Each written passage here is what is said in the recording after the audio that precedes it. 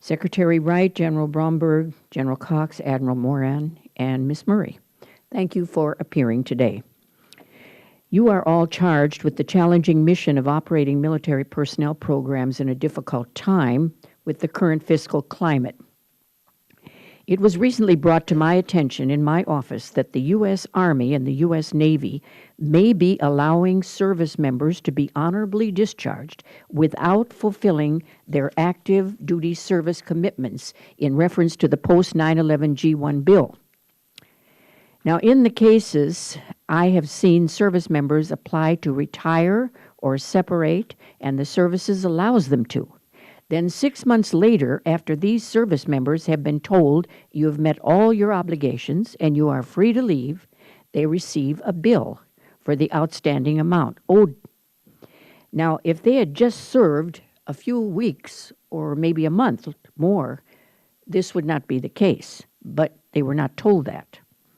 I got some initial information from the Army about this matter. In fact, I have a name of a Guam Army soldier here who went through this, and I think he only had a couple more weeks if he had been told, and he now owes $84,000. I remain concerned that people are slipping through the cracks somehow. They may be case-by-case issues, but I am fearful that there is a bigger problem that we need to address. So my question for General Bromberg and Admiral Moran is, what steps do you have in place to ensure that service members do not depart without fulfilling their ADSC? Were you aware that this was an issue, and what are you going to do about it? Yes, ma'am. Thanks for that question. We do have a process in place for service remaining obligations upon out-processing. That is supposed to be caught. And then we have a process for waivers. With respect to the post-9/11 GI Bill, I have not heard of that specific case yet, but I'll take that for the record and I'll get back with you, and I'll go relook at our procedures. I do know that we've had it for tuition assistance and other types of things that we control that we have granted waivers for. So I see those all the time, but I have not seen one for the GI Bill, so I will definitely follow up with you on that. General?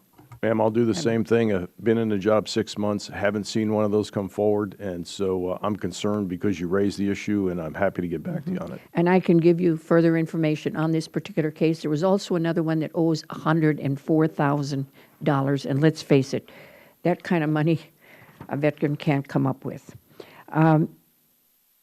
General Cox, you formerly served at Transportation Command, so I trust you are familiar with the global POV contract, and given your current role, that you are familiar with how important the safe, efficient, and effective shipment of POVs is for the morale of airmen, soldiers, sailors, and Marines.